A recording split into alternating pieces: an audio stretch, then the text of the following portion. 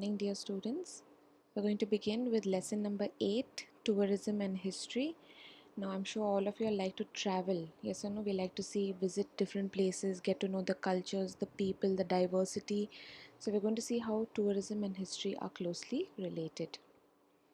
Introduction. The tradition of traveling is quite old in India. People used to travel for various reasons like pilgrimage, going to local fairs and festivals, in search of a renowned teacher and good education for trade, etc. In brief, from ancient times, people took to traveling for various reasons. So we see that people travel to various different places in order to fulfill certain desires, all right? Either to search for a good teacher, to visit a local fair or a festival. And it's been within the ancient people itself to travel from one place to another. Tourism can be defined as traveling to visit places in distant regions for a specific purpose. So you travel for a particular reason with an aim in mind. In the latter half of the 19th century, the name of Thomas Cook is noteworthy in the context of tourism history. So, all of you are aware it's a traveling agency, Thomas Cook. This is how it started. He organized a trip by railway from Leicester to Loughborough for about 600 people. Later, he was successful in organizing a round trip of Europe. Eventually, he established a travel agency selling tourist tickets. This early venture of Thomas Cook opened doors for the development of modern tourism. Now we see that it is a world renowned or more popular traveling agency where you can book your tickets to any part of the world and they offer you the best facilities. Now here they've given you do you know? I want you all to read through this. The first one talks about Gautam Buddha and how he traveled, and as he traveled in ancient India, how he would preach to the people.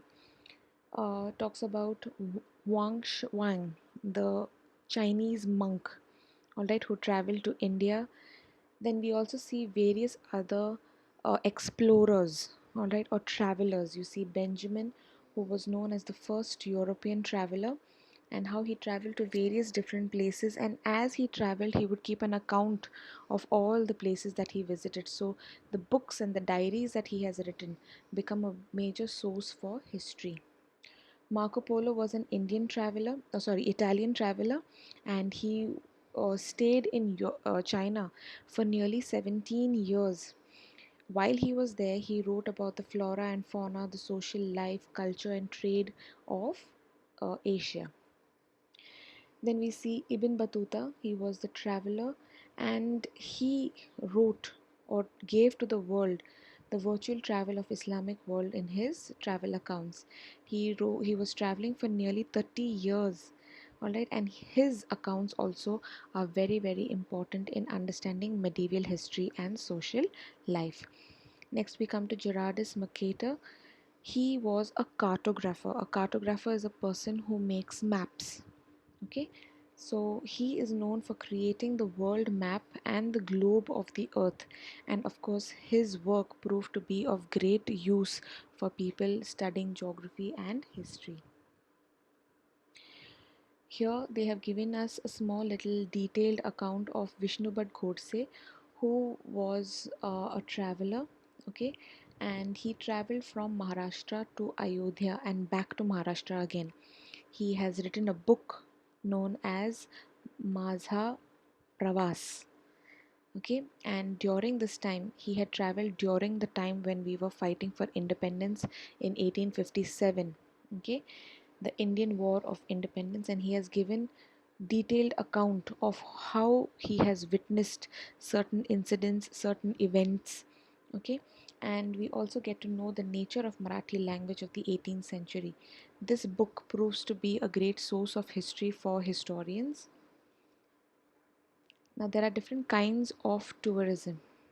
These days, tourism has become an independent field of local, interstate, national, and international business. The desire to visit national and international monuments, places of historical importance, and natural beauty ancient centers known for handicrafts, pilgrim centers, industrial centers, and sites of various development projects promotes tourism. Now, the governments of all these various, in fact, all countries around the world have realized how tourism can bring in a lot of money and boost the economy. So, the government takes great efforts to make sure that the country has various places for people to visit so that it brings in more and more tourists, because with tourists come a lot of money. Tourists from all around the world wish to visit natural and man made sites which offer a delightful and awe inspiring experience. The places like snow capped mountain peaks, beaches, pristine jungles, which were neglected previously, neglected, not looked after, now become an important location for tourist interests. Mass media began to make special audio effects, visuals, presentations highlighting places of tourist interest. So we see a lot of tourist agencies, a lot of companies that are making ads where you see on TV, all right, where they would want people to watch it and want them to come and visit these places so that the tourism in that particular state or in that particular country are developed.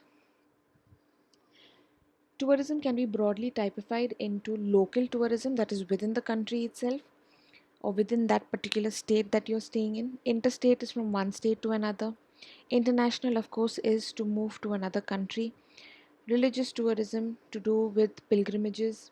Historical tourism, something to do with history.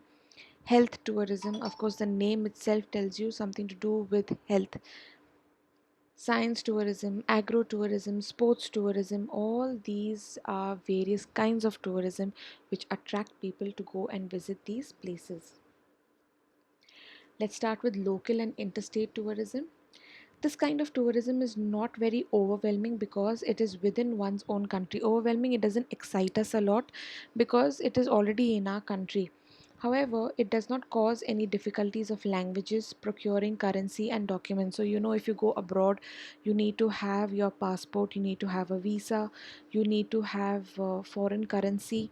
All right, but when it's within your own country, you do not have the problem of language, of money, of having your documents all set in order. So it becomes more convenient, and it is you can plan it at any time according to your own convenience. International tourism. Nowadays, it has become easier to travel because of the easy availability of a number of options of railway, marine, and air transport. Marine waterways. Marine transport has linked the coastal regions. There is a trans European railway route. This is very, very famous. People come to travel by this railway route, which brings in a lot of tourists. Aviation, that is your flights, has brought the entire world closer.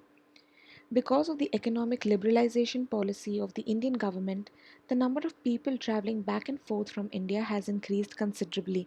India has not put any restrictions to people traveling to various places or people from various places coming to India. And therefore, because of this, the number of travelers back and forth, means coming and going, has increased a lot in India, which obviously has boosted the Indian economy.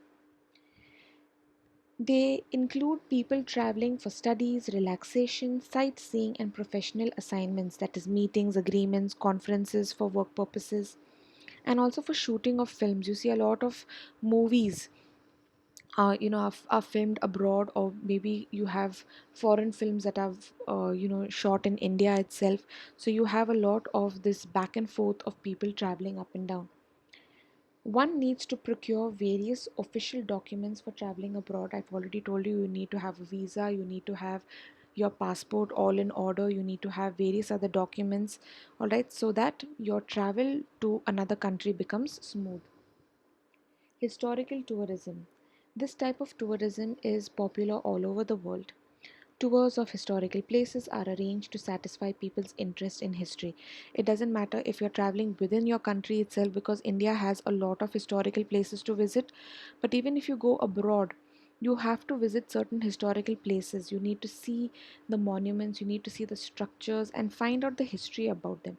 So you have various guides that tell you more about that particular monument or that particular structure. It can be noted in this context that Gopal Nilkant Dandekar, a renowned Marathi writer, used to arrange hiking tours to forts in Maharashtra to explore the sites closely linked to Chhatrapati Shivaji Maharaj and his achievements. Tours are also arranged to important historical sites in India, such as forts, you have ashrams, all right. So, you have various historical places within our country itself which are of such great importance that people want to come and visit and know more about these particular historical sites. Now, here this is talking about how religious tourism came into being. All right, there was this one particular person known as Ahilya Bai Holkar who spent her personal funds in order to bring people to visit these various holy places. You see the Chardham Yatra here. I've given you a small picture going to various religious places. Geographic tourism. Now, the name itself tells you that they are all natural places that have happened over time. All right, so you have this type of tourism which involves visiting places to observe special geographic features of a region, maybe a mountain or a valley, or you have a garden that is growing. Okay, now you here I've given you a picture of the Lonar Lake, which is in Maharashtra itself. All right, it includes various natural and animal sanctuaries, places like Valley of Flowers in Uttarakhand, various beaches, unique geographical wonders like the crater lake at Lonar.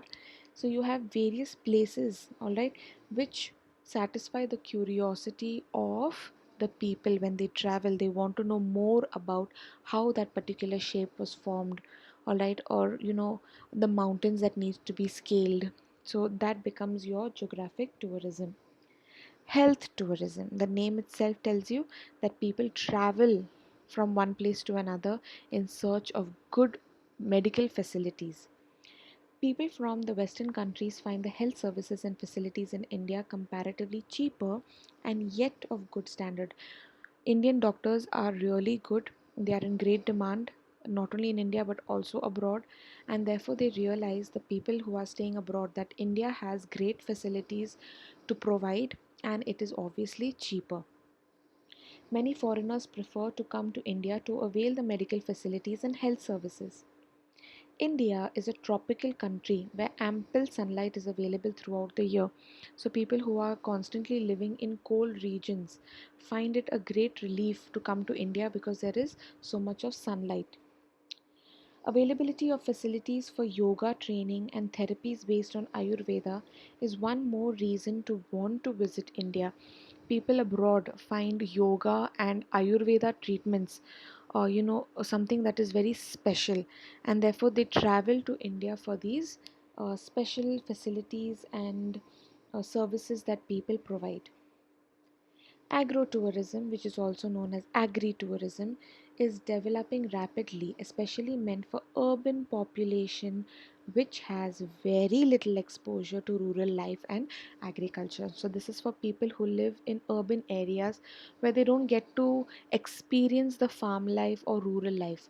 So maybe for a weekend they would go and travel to maybe a rural area and they get the feel of living in a farm like lifestyle, where they would have to get up and eat simple rural food, perform simple rural activities like maybe drawing water out of a well, which usually urban people don't get a chance to do. Apart from that, Indian farmers also visiting faraway places like agricultural research centers, agricultural universities, and countries like Israel, where experimentation is advanced technology of agriculture is carried out. So, Indian farmers going abroad to see how various agricultural procedures, or what are the various kinds of methods that they use in order to increase production. Sports tourism. This is something that developed very recently. The name itself tells you that people travel to various countries to watch sports matches live in front of them. All right, so to be in the stadium at that time, to be cheering with the fans. All right, this is something that has recently developed. There are various sports events organized like international level, like the Olympics, Wimbledon, World Chess Championships, and international cricket tournaments. While there are events like Himalayan Car Rally on national level, events like Maharashtra Kesari wrestling competitions are organized on state level, and traveling to attend such events comes under sports tourism. So, if you're traveling to attend any sport event, that is considered as sports tourism. Lastly, we come to tourism based on special events. Now, people want a chance to be given to travel. Okay, so they look for special reasons to do so. There are various film festivals, various seminars, conferences, international book exhibitions are some of these special events that people would like to travel in order to attend. People keep visiting several places to attend such special events. Many literature enthusiasts in Maharashtra travel every year to attend the Akhil Bharatiya Marathi Sahitya Sammelan, which is uh, um, like a conference that's held for people who are literature lovers. All right, so we see people want a reason to travel and they find these special occasions. Maybe it's a music festival or a film festival or an exhibition, so they go to these various places to attend, which comes under traveling for special occasions. Now with that, we come to the end of part 1.